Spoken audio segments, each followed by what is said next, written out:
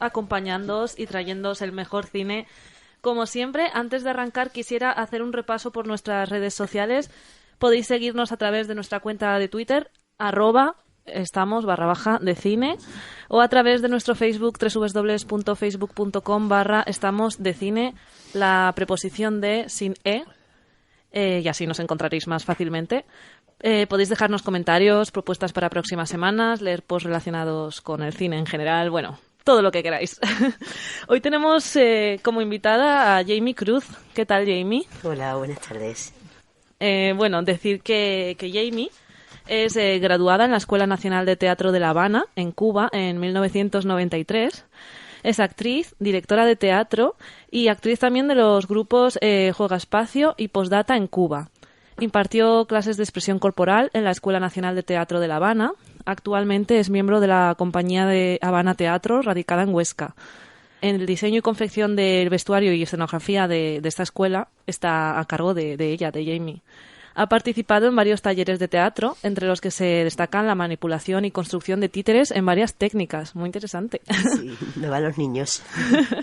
Imparte talleres de construcción de títeres y de maquillaje para niños y es profesora de teatro de ITEC en los talleres municipales del Ayuntamiento de Huesca. Bueno, Jamie, de verdad que muchísimas gracias por haber venido al programa hoy. No, vosotros por invitarme. Seguro, bueno, que un punto de vista cubano nos viene muy bien para esta película que hemos escogido esta semana. Y también tengo a mi vera a Ramón Ardanuy. ¿Qué tal?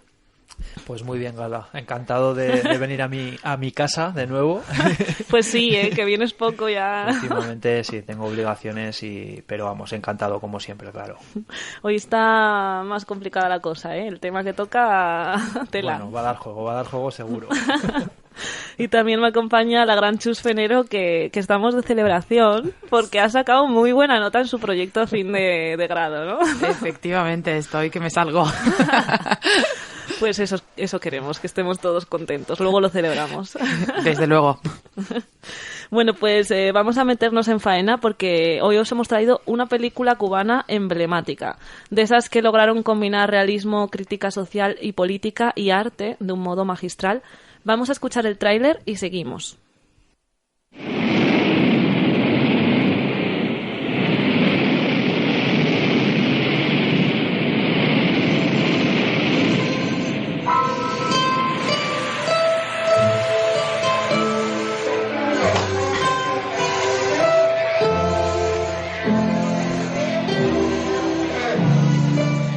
Tenemos que saber vivir en la época que nos ha tocado vivir y con la dignidad que debemos saber vivir. Hombres y mujeres, jóvenes y viejos, todos somos uno y de todos será la victoria. Patria o muerte, venceremos.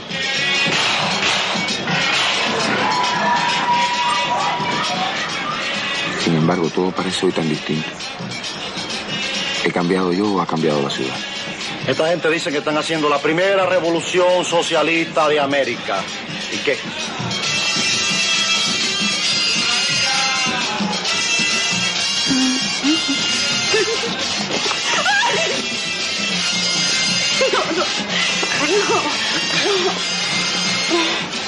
Nosotros rechazamos terminantemente todo intento de fiscalización. ¿Y tú qué haces aquí abajo, Sergio? ¿Qué significa todo esto? Ahora empieza, Sergio, tu destrucción final.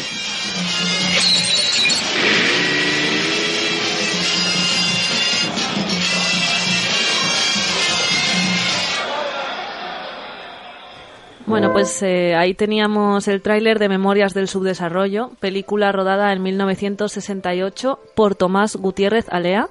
La película, de carácter introspectivo, nos muestra una mirada irónica de Sergio, un burgués que sufre contradicciones debido a la sociedad en la que vive, donde el pueblo es quien tiene el poder en la sociedad cubana de los años 60.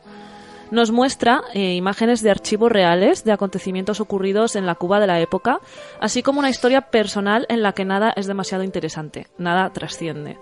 La película obtuvo varios premios en festivales internacionales, fue elegida en el lugar 144 entre los mejores films de la historia por el Instituto Británico de Cine en 2012 y su director ocupó el lugar 174 entre los mejores directores de cine de la historia.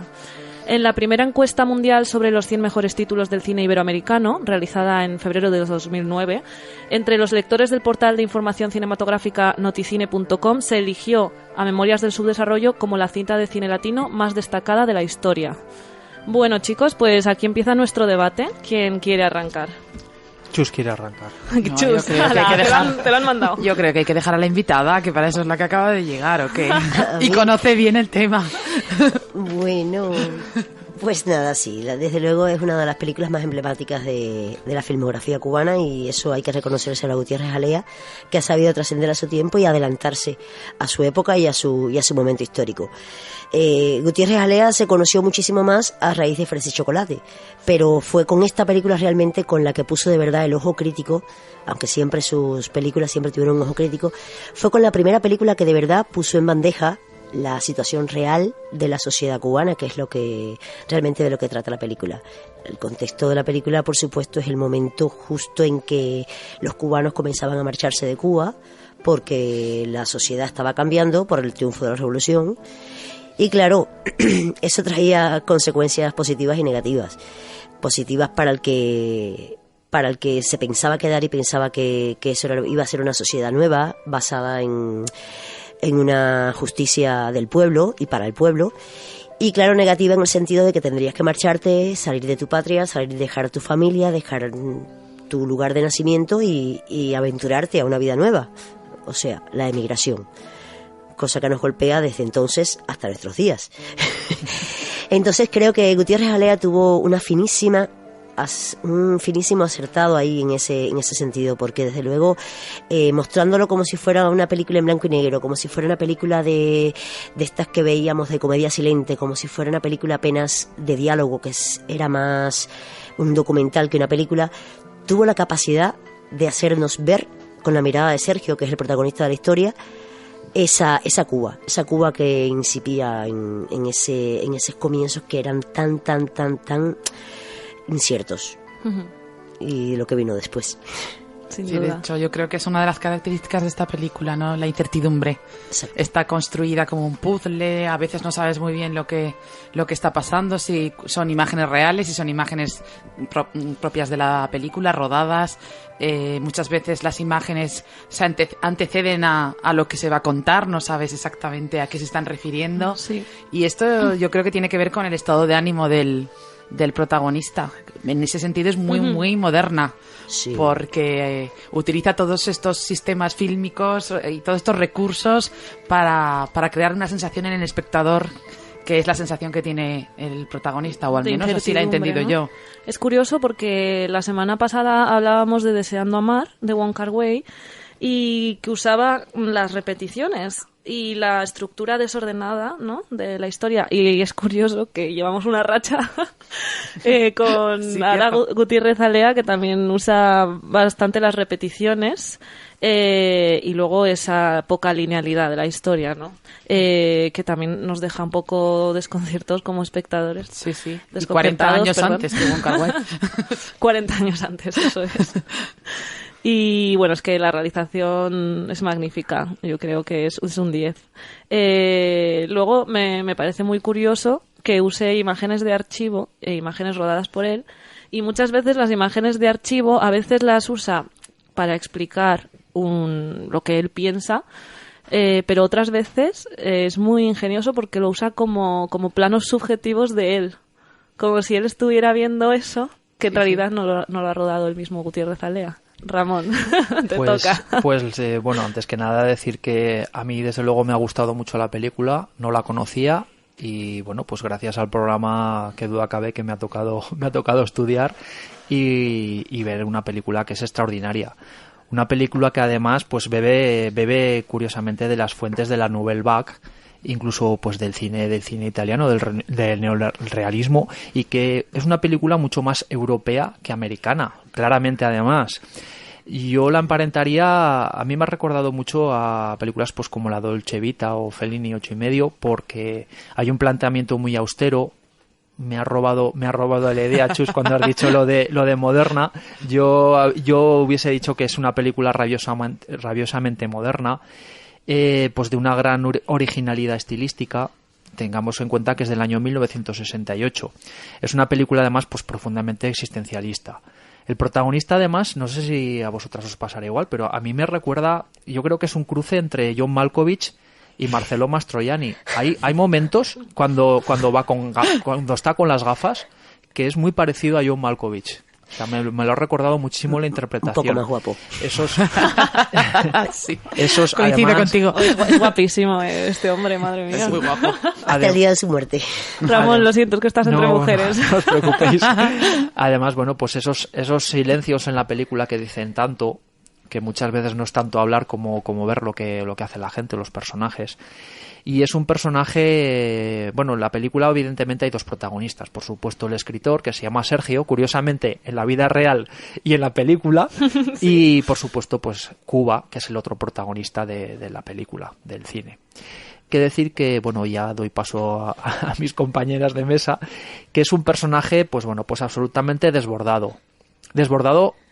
Básicamente por los cambios. ¿Por qué? Bueno, pues porque en la película vemos un cambio de régimen, vemos un cambio en su situación personal, en su situación matrimonial, nos relata cómo se acaba de separar de su mujer, pierde al mismo tiempo la familia, no porque hayan tenido un accidente ni porque hayan fallecido, sino porque tienen que ir si se van al exilio. Y bueno, hay cambios continuos además en sus relaciones con las mujeres, porque en la película pues nos retrata 3 o 4 relaciones, bueno, pero parece ser que el señor es un bon vivant y que no deben ser ni las primeras ni las últimas. Y bueno, pues dicho esto, no termina de encontrar su sitio en el mundo. Y esto pues la verdad es que le genera una gran inestabilidad.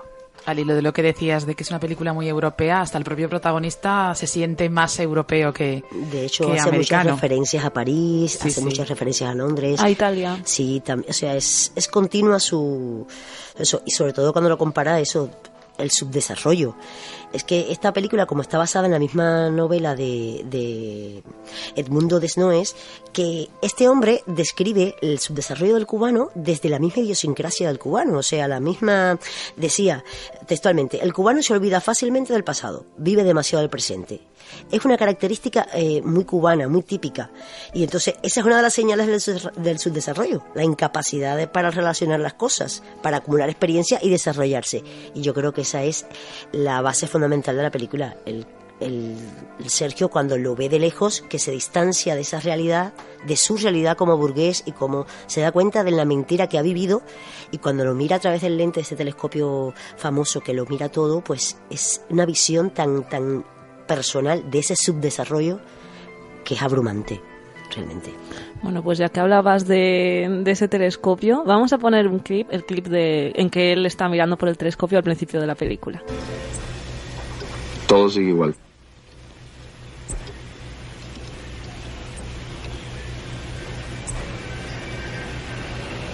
Aquí todo sigue igual. Así de pronto parece una escenografía, una ciudad de cartón.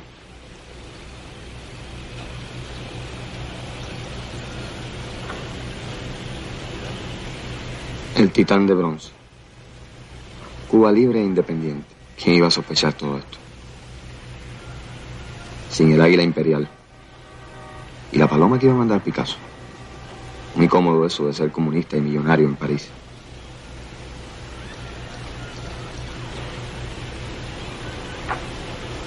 Esta humanidad ha dicho basta y ha echado a andar. Como mis padres, como Laura, y no se detendrá hasta llegar a Miami. Sin embargo, todo parece hoy tan distinto. ¿He cambiado yo o ha cambiado la ciudad? Bueno, pues ahí teníamos ese clip en el que ya vemos por dónde van los tiros, ¿no? Ese carácter, no sé cómo lo describiría, insatisfecho del protagonista. Apático. Sí, a veces incluso indiferente. Sí. A veces odioso. A veces es un poco odioso, ¿no? Sí, es que es repelente. ¿Cómo trata a las mujeres, por ejemplo? Todo. Porque, vamos, las mujeres no salen muy bien paradas en esta película, ¿eh? No. La verdad es que achaca contra muchísimos personajes de la época. Entre ellos Picasso, como hemos escuchado ahora mismo, que dice muy cómodo eso de ser millonario y comunista en París. Pues, hombre, también tenía razón. Vamos a decir no le que falta. Sí, claro, pero también era muy cómodo ser burgués como él y no hacer nada. Eso. También es muy cómodo así. Sí, la verdad que está en contra del mundo que le ha tocado vivir, de la sociedad en la que le ha tocado vivir, y manifiesta sobre todo lo que nos transmite es ese malestar que él ha acumulado. Vamos, es lo que yo veo. Sí, luego le gusta rodearse de belleza, de cultura, va buscando todo el tiempo. Bueno, llega a recitar incluso unos poemas de Neruda, casi al principio de la película. Sí. Su casa está llena de obras de arte, llena de libros, va a librerías, va a reuniones así o a coloquios. Es una persona, pues eso, que se quiere en ese sentido, ¿no? Sí. Se considera un poco por encima de los demás. Y se regodea en su... Y se regodea, sí. De hecho, lo dice constantemente de las mujeres, ¿no? Sobre todo de Elena, una de las que más protagonismo cobran en la película. Una excelente actriz. Sí, es cierto. Y a la que, digamos que, vamos, la pone a pobre, no vale nada, no le interesa nada, toda ella es banal. Pero claro, también lo está diciendo desde un hombre que tiene 38 años, que yo creo que está ya casi en la crisis de los 40.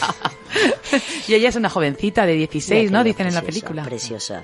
Y yo creo que lo único, si queremos sacar algo positivo de este personaje con respecto a la película, es que a pesar de esta inercia que vive él y que le importa tres pimientos lo que pasa a su alrededor y todo, lo único que podemos sacar, creo yo, positivo es que por lo menos toma partido. En un momento en el que Cuba se sintió dividida y en el que Cuba muchos pensaban que no iba a salir adelante, pues decidieron marcharse y buscar lo que decía la aventura en otro país. Sin embargo, él decidió quedarse.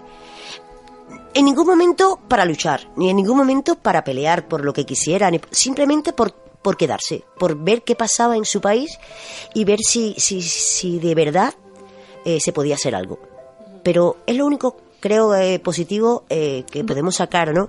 Y creo que realmente es lo que quería decir Alea con esto, que sea como sea, tienes que tomar partido en algún momento de tu vida y tomar decisiones, aunque con ello, pues, tires al traste todo, tu familia, tu pareja, todo, tus arraigos, todo. Tienes que tomar partido y decidirte por algo. Y yo creo que eso es lo único realmente positivo del personaje.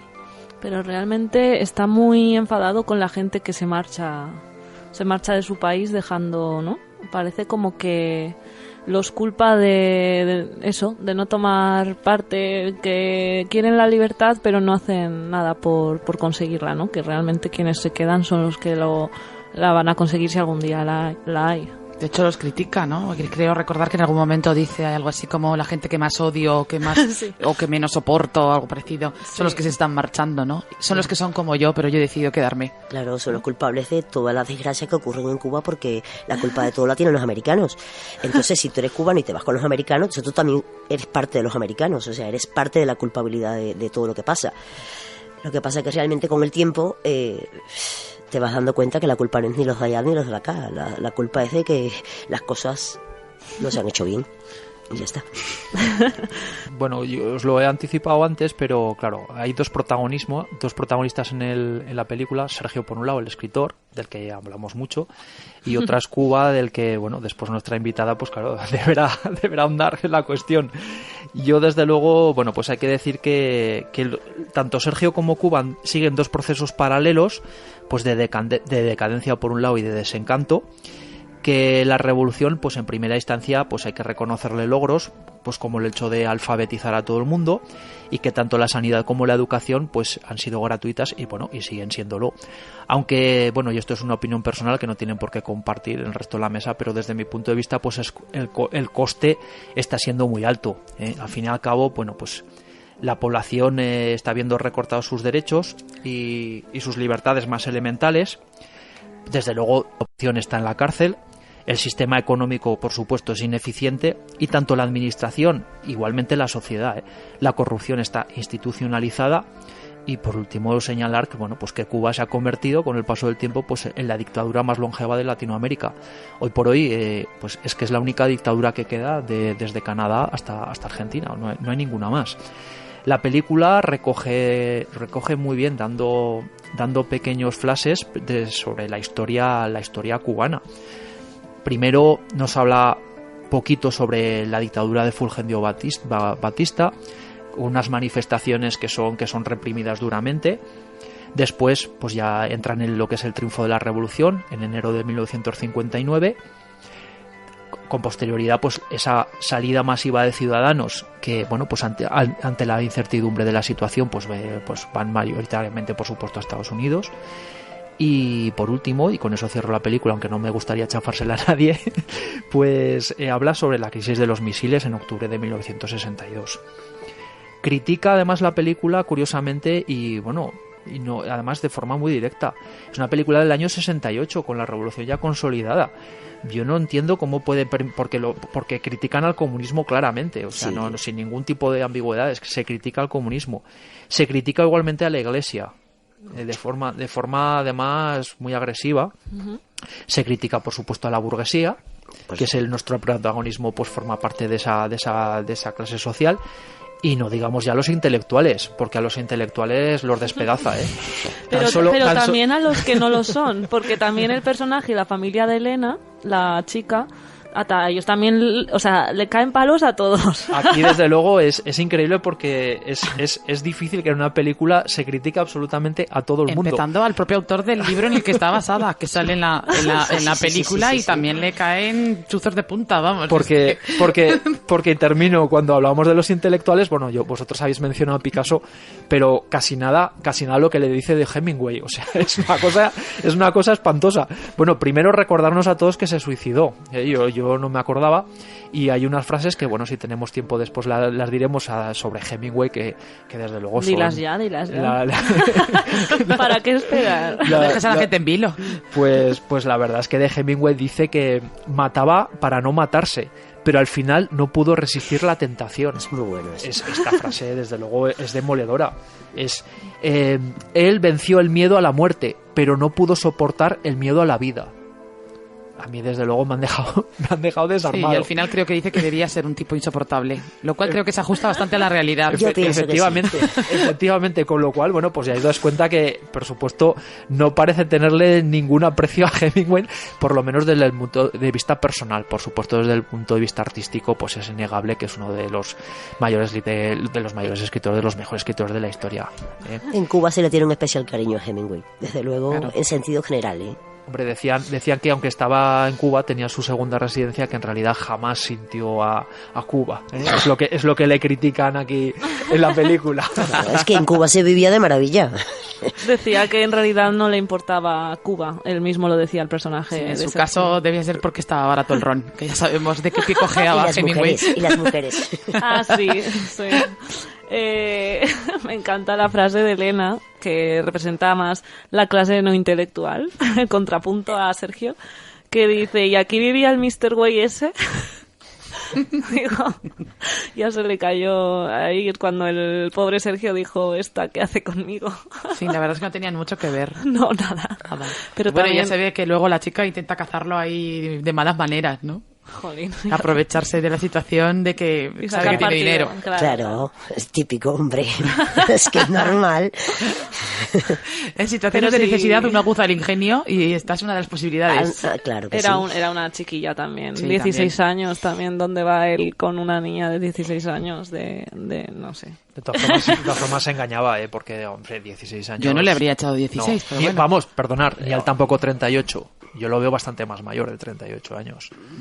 ¿Más? Pues no creo, en esa época sí que tenía esa edad, y posiblemente la más joven de esa edad, Yo diría que sí, pero bueno, y ella 16, pues en fin, no sé. Te cuenta que Corrieri nació, ¿no?, en el 38, o sea que no te creas tú, 30 años más en el 68, tenía 30 años, o sea que como actor estaba en la edad. Sí, ya ves. O sea que tenía 8 menos, Y todo le echaban más. La película se llama Memorias del subdesarrollo y Sergio intenta explicarnos, ¿no?, un poco su percepción de lo que es el subdesarrollo a lo largo de la película. Esta es vamos a escuchar la primera vez que oímos a él definir lo que es el subdesarrollo. Una de las cosas que más me desconciertan de la gente es su incapacidad para sostener un sentimiento, una idea sin dispersión. Elena demostró ser totalmente inconsecuente. Es pura alteración, como diría Ortega. No relaciona las cosas. Esa es una de las señales del subdesarrollo. Incapacidad para relacionar las cosas, para acumular experiencia y desarrollarse. Es difícil que se produzca aquí una mujer trabajada por los sentimientos y por la cultura. El ambiente es muy blando. Todo el talento del cubano se gasta en adaptarse al momento. La gente no es consistente. Y siempre necesitan que alguien piense por ellos. Bueno, pues ahí teníamos a Sergio criticando un poco lo que sería la inconsistencia como definición del subdesarrollo, la primera que hace al respecto, ya luego hará más. Hay mucho subdesarrollo en Cuba y encuentra muchos aspectos en su entorno con los que relacionarlo, ¿no?, con el subdesarrollo. Y en este caso se le ocurre mirando a Elena, ¿no?, un poco su forma demasiado simple. No simple. Sí, Una persona vulgar. muy Es que Sí, lo que hay que una persona decir muy es simple. que, pese a todo lo que la revolución hace de bueno, intenta ver, incluso estos cineastas, ¿no? Tomás Gutiérrez Alea, hay todavía, me da la sensación, ciertos machismos allí metidos en la cabeza, porque la mujer en esta película es prácticamente solo un objeto sexual, que es decir, está vista así todo el tiempo desde un punto de vista muy erótico. Es que... De hecho, el protagonista está todo el rato imaginándoselas en escenas muy oníricas y muy... Bueno, pero eso todos y un los poco hombres. hollywoodienses casi, porque son clichés románticos. Sí, desde luego la sociedad cubana de siempre ha sido muy machista, o sea, ha sido muy... en sentido general, la sociedad latinoamericana es muy machista, o sea, el hombre es el que lleva la voz cantante aunque no tenga la razón, no importa. ¿Que se ha ido avanzando? Sí, que falta mucho también. Y en esta yo creo que está marcada enfáticamente por este hombre, que no creo que sea muy machista, que no haya sido muy machista Gutiérrez Alea, porque lo conocí afortunadamente y no lo creo, pero sí que lo marcaba mucho porque le interesaba mucho criticar eso precisamente, la posición del hombre frente a la mujer y defender los valores de la mujer. Aunque no los tuviera, fíjate, él era capaz de ponerte la mujer más vulgar del mundo con una capacidad, una sensibilidad increíble, que tú te enamorabas de ella aún siendo simple, tonta, no sé, todas las cosas negativas que puede decir una mujer. Y lo resaltaba lo bueno de ella, o sea, la sensibilidad, la capacidad de entrega, y eso lo tenía Gutiérrez Alea, y lo hizo a través de toda su filmografía, que podemos buscar. Yo estuve leyendo una entrevista que concedió la actriz que hace de Laura, de la mujer de Sergio. Sí. Erlinda Núñez. Sí, que se exilió en España y ha hecho una gran carrera aquí en el teatro sobre todo. Y ella decía que se había sentido bastante defraudada con esta película cuando la vio por fin, porque no la vio hasta bastante tiempo después, porque su papel había sido completamente cercenado.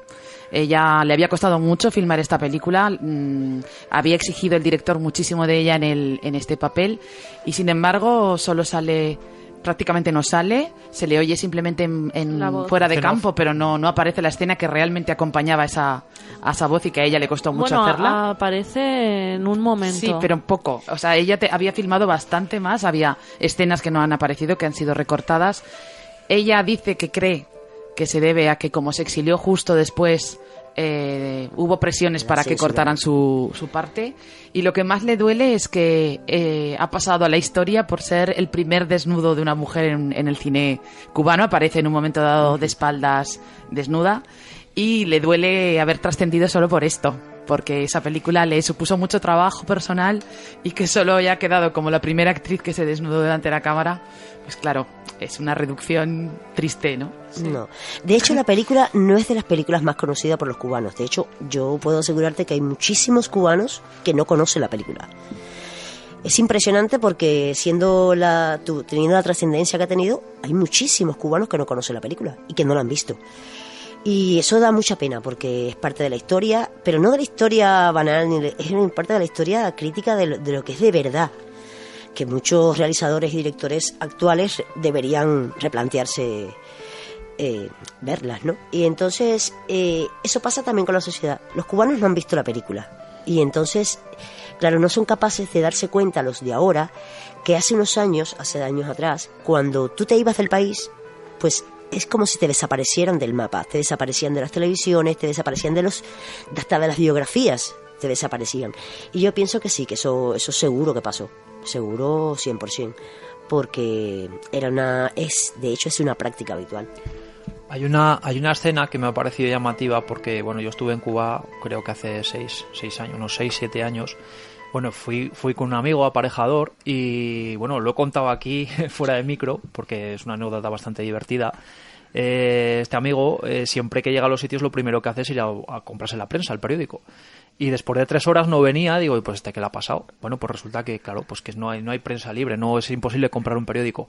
Y esto lo digo porque después me fijé en alguna librería que había y, por supuesto, el tipo de literatura que había ahí era horrible. O sea, el 90% de la literatura era sobre el comunismo, sobre el marxismo, sobre... O sea, que ¿esto se ve en la película? Sí, por eso, porque hay una escena, claro, por eso me he acordado, porque había una escena que son todos libros soviéticos. Que está mirando exactamente, está mirando literatura, digo, pues no sé qué le puede parecer de interesante lo que hay aquí, porque casi todo era marxismo, comunismo, stalinismo, o sea, bueno, en fin, la verdad es poco interesante. Pero el que ojea es Lolita. Claro, bueno, pues no sé cómo se les ha colado. Y después, el último corte que hemos puesto de la película, bueno, yo la quiero volver a subrayar la frase porque me parece genial. Dice: todo el talento del cubano se emplea en adaptarse al momento. La gente no es consistente. La verdad es que, bueno, y aquí tenemos una cubana para corroborarlo, que parece ser que esto está un poco en el ADN de del país, que realmente, que fíjate, esto está dicho en el año 68, pero parece ser que no ha cambiado demasiado la forma de ver el mundo del cubano. ¿Qué opinas, medio. Jamie? Es así. Que sí, que estoy de acuerdo, pero 100%. De hecho, en la novela de la que surgió esta, de Desmondes, pues decía que hasta los sentimientos del cubano son desarrollados. Y es que es real. El cubano solo vive el momento. Por eso el cubano tiene el sentido del humor que tiene. ¿Por qué? Porque no quiere devanarse los sesos pensando en qué va a pasar mañana. Porque es que ya no le importa. O sea, él vive el momento y lo demás que venga cuando pueda y como pueda. Ya él se irá adaptando. Es una filosofía de vida. Al final de todos. Y muy propia de cualquier zona subdesarrollada o con problemas. No solo sucede en Cuba, sucede también en África o en la India. Cuando no sabes si mañana llegará o qué pasará mañana, pues vives el hoy. El hoy es el importante y vas saliendo como puedes, cada día es un día ganado. Exacto. Lo relativizas todo mucho. Mucho. Nada tiene demasiada importancia. Eso no te da tiempo a relacionar nada, ni a sacar conclusiones, ni nada. O sea, vives y punto. Bueno, pues hablábamos antes de una conferencia, ¿no?, a la que asiste el protagonista, y tras escuchar esta conferencia luego hace una reflexión. Vamos a escuchar esa reflexión. No entiendo nada. El americano tiene razón. Las palabras se devoran las palabras y lo dejan a uno en las nubes, en la luna, a miles de millas de todo. ¿Cómo se sale del subdesarrollo? Cada día creo que es más difícil. Lo marca todo, todo. ¿Y tú qué haces aquí abajo, Sergio? ¿Qué significa todo esto? Tú no tienes nada que ver con esa gente. Estás solo. En el subdesarrollo nada tiene continuidad, todo se olvida. La gente no es consecuente. Pero tú recuerdas muchas cosas. Recuerdas demasiado. ¿Dónde está tu gente? Tu trabajo, tu mujer. No eres nada. Nada, estás muerto. Ahora empieza, Sergio, tu destrucción final.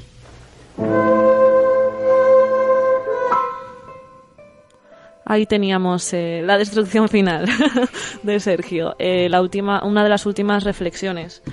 Y luego ya pronto se nos conduce a ese final, yo creo que trágico, porque es cuando ya... Yo quería hablar un poquito del final, porque es cuando empieza un poco la guerra de los misiles, bueno, la guerra no, la crisis de los misiles en Cuba, y yo retrataría la última idea de la que nos habla el protagonista, que dice: esta isla es una trampa, somos muy pequeños, demasiado pobres, es una dignidad muy cara. Yo creo que es la conclusión. Y seguidamente, bueno, se nos muestra a Fidel, que dice que rechazaremos terminantemente cualquier intento de fiscalización, o sea, como que vamos a luchar y la lucha va a ser de todos. Y claro, desde un punto de vista que, como hemos dicho, es burgués, pues él se siente inseguro, inestable en un país donde cada vez el pueblo tiene más fuerza. Y luego imágenes que retratan un poco su trauma, que son insertos que indican pues su obsesión con la guerra, porque aunque no se produjo, el mundo estuvo al borde de una guerra nuclear a raíz de esto, y al final se ven unos tanques de guerra que simbolizan la posible destrucción ya, que es lo último que queda ya de Cuba, la destrucción, lo último que le podía pasar, y el subdesarrollo total. Yo creo que es un buen broche de cierre a la película, porque si hablamos de subdesarrollo, pues eso, tanques de guerra ya, punto final, ya todo esto, ¿no? el miedo, ¿no? Que se generó en la película. Ramón, creo que querías decir algo. Pues, con respecto a la crisis de los misiles, pues bueno, pues aquí en España todos, y al menos yo también me incluyo, hay un grupo de música que se llama Defcon 2 y yo no sabía qué historias era esto de Defcon 2. Bueno, pues tenéis que saber que Defcon 2 es un estado simplemente de defensa, que es, bueno, en tiempos de paz, bueno, pues se activan determinados mecanismos en Estados Unidos ante una posible agresión y bueno, va por grados. Bueno, pues Defcon 2 es un grado importante, que es al que se llegó precisamente en la crisis de los misiles. Y bueno, va bajando. Defcon 5 es cuando están prácticamente en paz y Defcon 1 es cuando hay un ataque inminente y la verdad es que no se ha activado nunca, afortunadamente. Sí, afortunadamente. Porque ya en el Defcon 2, que es cuando se produjo la crisis de los misiles, bueno, pues lo cierto es que estuvieron a punto de iniciarse una guerra nuclear. Y bueno, si me dejas, Gala, dos frasecitas que la verdad es que, fijaros, la inteligencia es un defecto físico del hombre. Es casi nada. El hombre como animal. El hombre no masculino o femenino, el hombre en general. Y después el ser humano. Y por último, bueno, pues para que veáis el grado de degeneración ya de este personaje, del protagonista, dice: mi vida es como un vegetal gordo y fofo, de hojas enormes y sin frutos. En fin, es demoledor. Es que escuchas esto y dices, bueno, pues haz como Hemingway ya, porque en fin. Pues que prueba a ser lo mismo. Luego comentabais que os ha recordado un poco a Antonioni y a Hiroshima Mon Amour, ¿no es cierto? Que, por cierto, yo ya lo digo aquí, hicimos Hiroshima Mon Amour hace mucho tiempo, pero si buscáis en nuestro iVoox la encontraréis si os interesa esa película y podéis escuchar el podcast, que ahí está colgado. Y es verdad, tiene muchos...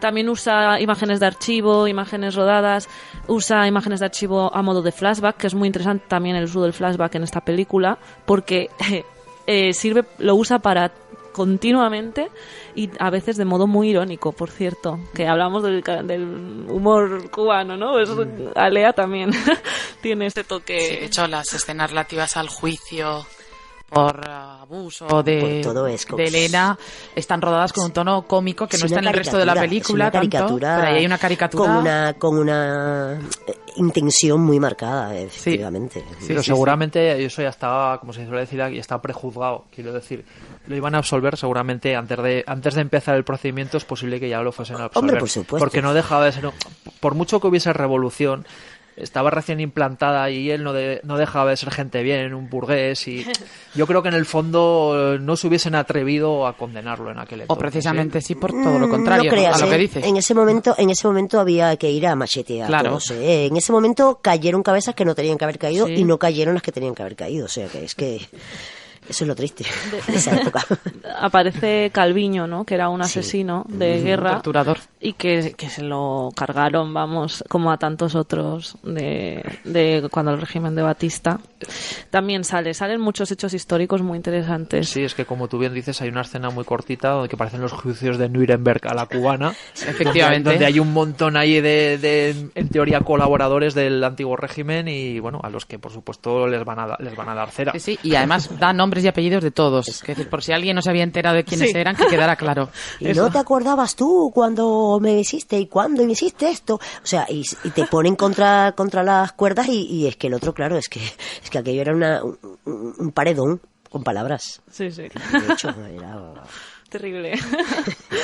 Bueno, es obligado a hablar de Gutiérrez Alea, el gran director de esta película, Chus. Cuéntanos, a ver. Bueno, vamos a llamarlo de entrada Titón, que es como lo conocen en Cuba. Exactamente. Anda, ¿y eso por qué?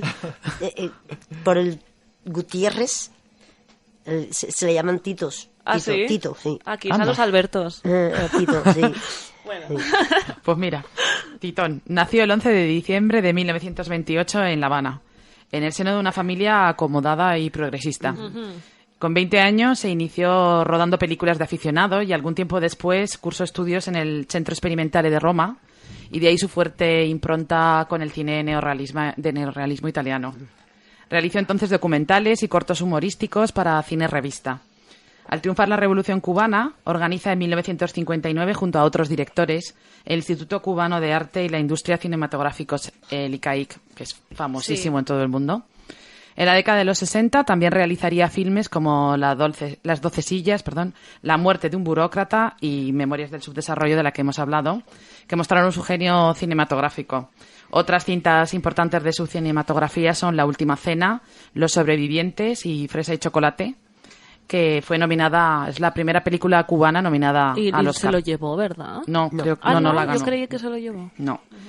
Y quiero leeros una frase textual de Titón en una entrevista durante la filmación de Fresa y chocolate, que dijo: «Para mí el cine sigue siendo un instrumento valiosísimo de penetración de la realidad. El cine no es retratar la realidad simplemente, el cine es manipular. Te da la posibilidad de manipular distintos aspectos de la realidad, crear nuevos significados, y es en ese juego que uno aprende lo que es el mundo». Ha recibido muchísimos premios y distinciones en todo el mundo y falleció en La Habana en abril de 1996. Estuvo en Huesca.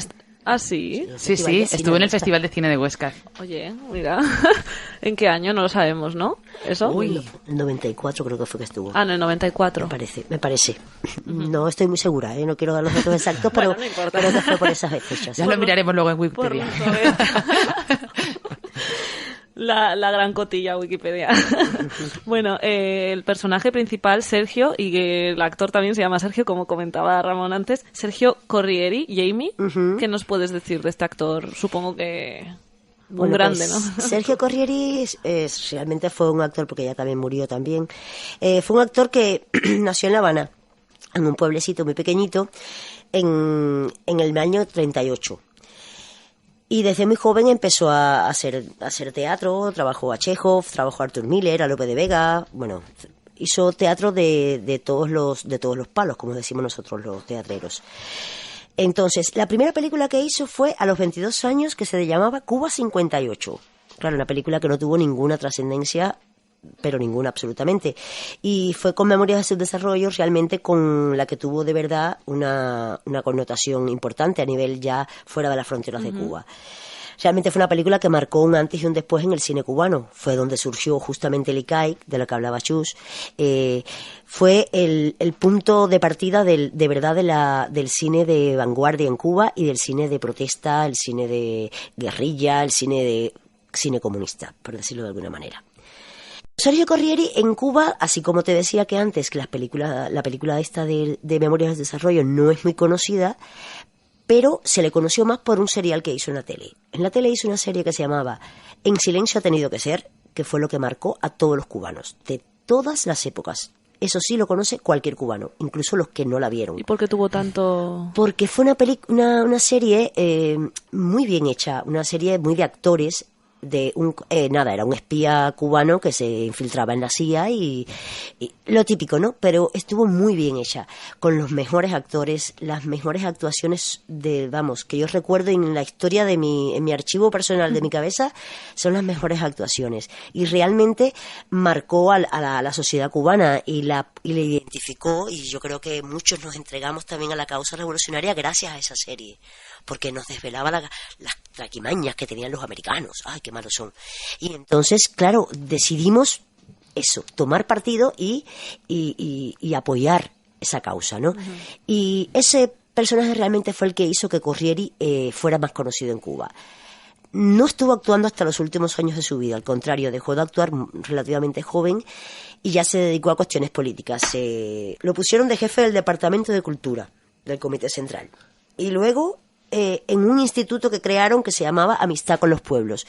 Y así terminó Corrieri. Importante también decir que creó por primera vez un proyecto teatral, el primer grupo de teatro que se hizo en las montañas, en el Escambray, donde se libraron las batallas de la Revolución en el 59, y llevó allí un grupo de teatro que en la actualidad sigue, el Grupo Teatro Escambray, en la Macagua, Y fue un teatro que él lo hizo con esa intención de que llevarle a los lugares más recónditos, a aquella gente que no sabía ni leer ni escribir, el teatro, y hacer teatro de lo que a ellos les interesaba, y se sacaban las cosas del contexto en el que vivían.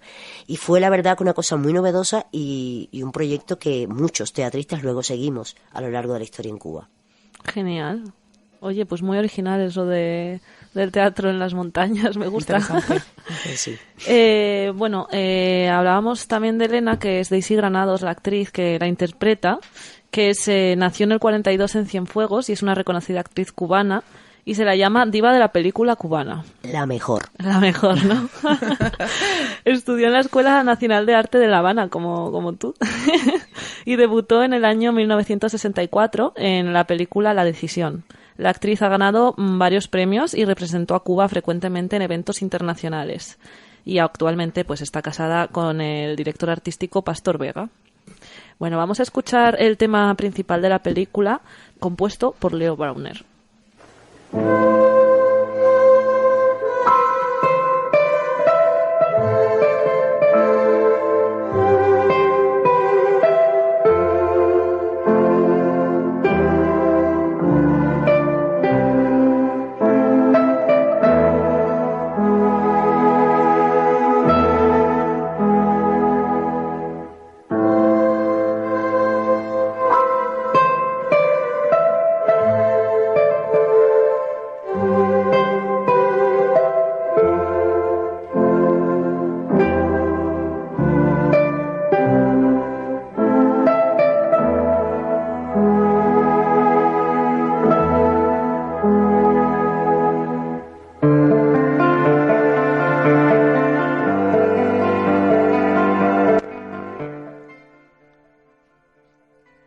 Pues ahí tenemos el tema de fondo de Leo Brauer, el tema principal de la película Memorias del Subdesarrollo. Ramón, ¿qué nos puedes contar de este gran compositor?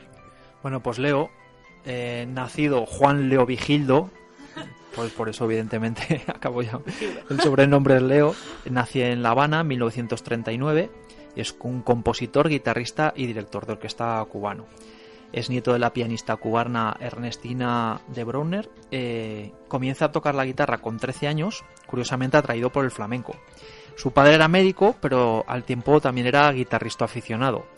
Y hay que decir que pues, su primer recital lo da con 17 años. Casi nada.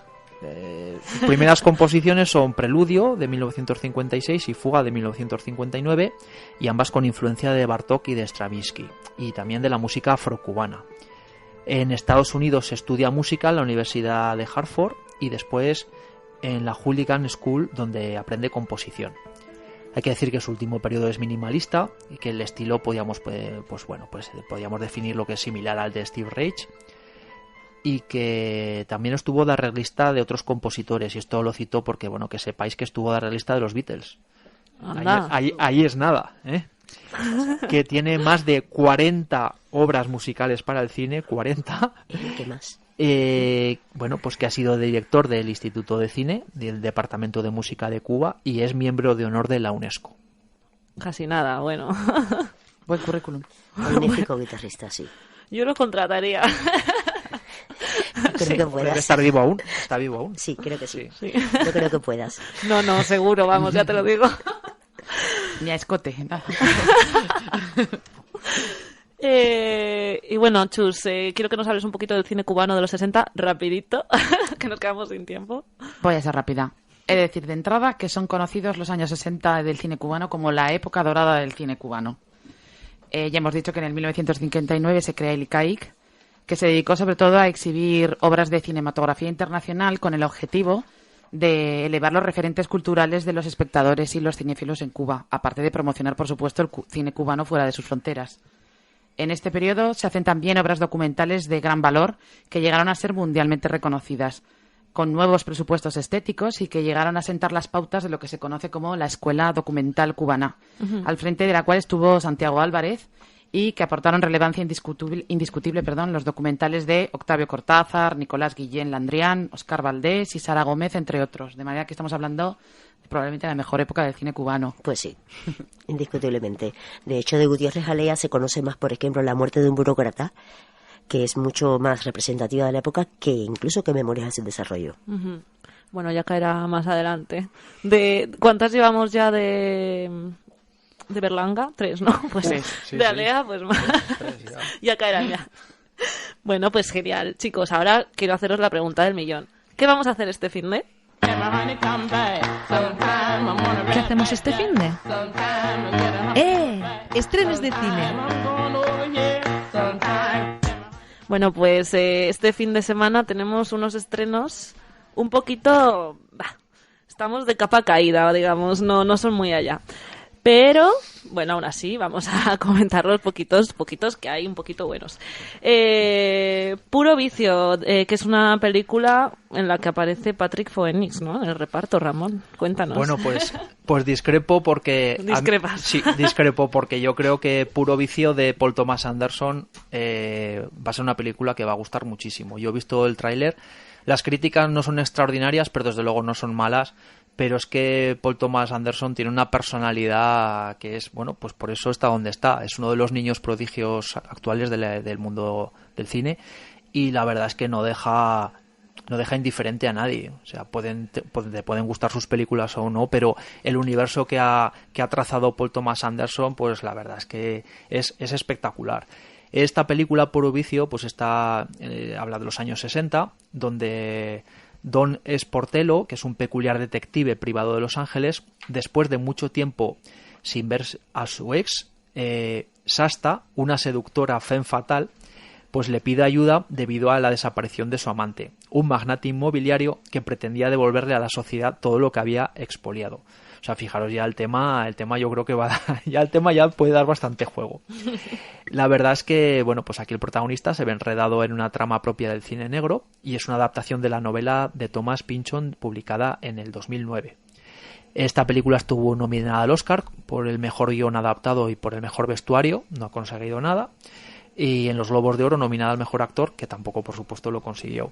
Y entre las críticas, bueno, pues que decir que nunca llega a alcanzar alturas de vibrante comedia, pero la película tiene un montón de encanto. Fijaros, dice, sus imperfecciones solo acentúan su atractivo. ¿Quién lo comenta? Es curioso. Esto en, una revista se llama IndieWire, Eric Kohn. Hay que recordar que es el director de grandes películas como Boogie Nights o de Embriagado de Amor. Pues ahí queda eso. Y por último, Magnolia, por supuesto. Sí, grande. No hemos hablado ya en el programa y hay gente que ya se la ha pedido, como por ejemplo Oscar Sipan, que si repite en el programa ¿sí? ya ha dicho que quiere venir a Magnolia. Venga. Pues que lo sepáis. Pues ahí estaremos con Magnolia y Oscar Sipan. Luego también tenemos el estreno de Chappie, del director Neil Blomkamp, y música, por cierto, de Hans Zimmer. No está mal, y trata la historia de un robot que tras ser secuestrado por 2 criminales durante su creación se convierte en una criatura adoptiva de una familia muy inusual, tipo E.T., pero como con un robot. Chappie es un robot con sentimientos, además, como E.T., vaya. Pero bastante más mala. Las críticas son muy variadas, pero hay de muy malas a muy buenas, así que, bueno, habría que ir a verla, a ver con cuál nos quedamos, ¿no? Esto parece a Wall-E, ¿no? Un poco Wall-E. También Wall-E, sí, también. Y luego tenemos también La conspiración de noviembre, de Roger Donaldson, y aparece Pierce Brosnan en el reparto. Trata la historia de un peligroso exagente de la CIA que disfruta de unas vacaciones en Suiza, pero de repente se le reclama para una última misión y es proteger a la bella Alice Fournier, una testigo clave para la agencia. Y qué decir, que las críticas son muy malas en general y que no la vayan a ver, no merece la pena, supongo. Luego tenemos Desterrado, que es una película china dirigida por Nick Powell, nada que ver con Deseando Amar. Trata sobre la China medieval, en la que hay 2 cruzadas en el exilio y tendrán que proteger una princesa de las artimañas de un malvado hermano. Críticas de verdad muy aplastantes, muy malas, así que tampoco la vayan a ver. Me quedo con una de Los Angeles Times, de Gary Goldstein, que dice que la película será recordada por el peinado de guerrero y de su coprotagonista, Nicolas Cage. Quizás el menos favorecedor de su carrera, y ya es decir. O sea que 2 otoños, 3 inviernos. El nuevo otro estreno de la semana, Jamie, que es una película francesa, ¿no? Pues sí, una comedia independiente dirigida por Sébastien Vedder. Dice que es que no sé cómo se dice. Pues, aquí nos lo inventamos. Aquí nos lo inventamos todo, ¿verdad? Pues perfecto. Pues eso, es un chico que acaba de cumplir 33 años y ha decidido cambiar su vida. Va a dejar de fumar, empieza a correr, a caminar, a hacer ejercicio, a tener una vida un poco más sana, cuando de pronto se choca literalmente, o sea, estaba corriendo y se choca con otra chica, vale. literalmente, que se llama Amélie. Y casualmente, que es un poco, ¿no, Amélie? Sí, un poco cínica, pero bueno, encantadora, la ponen. Él se empeña en establecer una relación con ella, pero bueno, el mejor amigo de este chico, de Armand, que se llama así el protagonista, pues Benjamín, sufre un inesperado ataque al corazón y entonces lo tienen que llevar al hospital. Y allí, en el hospital, se enamora de Katia, que es una joven y cariñosa terapeuta. Ajá. Entonces, en el transcurso de 2 otoños y 3 inviernos, Armand, el chico, Amélie, la chica, y Benjamín, pues comparten momentos, accidentes, historias de amor, bueno, memorias inolvidables que definirán quiénes son cada personaje. Genial. La película, realmente, las críticas no las ponen ni muy bien ni muy mal, simplemente para pasar el rato, exacto. De domingo. Oye, que los domingos yo defiendo que sean de cultura y arte. La siesta hace falta. La siesta, sí, ¿no? Película de siesta. Pues luego tenemos otro estreno, que es Doble o Nada, del director Stephen Frears, con Bruce Willis y Catherine Zeta-Jones en el reparto. Es una comedia dramática. Y habla de 2001, cuando Beth llega a Las Vegas con la esperanza de trabajar como camarera en algún casino importante. Al principio tuvo que conformarse con servir mesas en un simple restaurante, pero uno de los clientes del local le presentó a Dirk, un profesional de las apuestas deportivas que andaba buscando a alguien de confianza. Las críticas son de todo tipo, pero más bien flojas, así que digamos que no llega al aprobado. Y ya, yo creo que la mejor opción de esta semana, si la tenéis en vuestra ciudad, vayáis a verla, que es La loca historia de Canon Films, que es película australiana, nos llega de las antípodas. Efectivamente, llega de las antípodas. Bueno, es que en los años 80 nació una productora que hizo temblar los cimientos de la industria cinematográfica de Hollywood. Electric Boogaloo, la loca historia de Canon Films, como se titula esta película, narra a través de entrevistas y fragmentos de sus films las hilarantes peripecias de Menahem Golan y Yoram Globus, 2 primos cuya pasión por el cine cambió, para mejor o para peor, la forma de hacer y comercializar películas. Películas que todos hemos visto en algún caso con actores de dudosa valía en muchos casos. Pero vamos, en cuanto a las críticas, las ponen bastante bien. Tenemos una de Jordi Costa, del País, que dice: el documental se convierte en una fiesta irresistible, llena de ritmo y estímulos espectaculares, pero demasiado consagrada a burlarse sin tacto de sus supuestos homenajeados. Bueno. La verdad, sí que la ponen buena, no excelente, pero yo creo que es interesante. Si queremos ver a Chuck Norris y a toda esta gente, pues hay que verla. Hay que ir a verla. Bueno, pues ha llegado la hora de despedirse, pero antes os quiero recordar que podéis volver a escucharnos a través de nuestra cuenta de iVoox. Tenéis que teclear www.ivox.com y en el buscador ponéis Estamos de Cine y el primero que aparece es nuestro podcast, y ahí encontraréis todos los programas de Estamos de Cine. Bueno, Jamie, mil gracias por haber estado con nosotros. Gracias a vosotros. Esperamos que repitas, y para la próxima cubana ya sabes que te esperamos aquí. Cuando queráis. Ramón, Chus, que paséis un buen fin de, compañeros. Igualmente. Igualmente. Y a vosotros que nos estáis oyendo, que tengáis una semana de cine. Os espero en el próximo programa. Un saludo de Gala Gracia.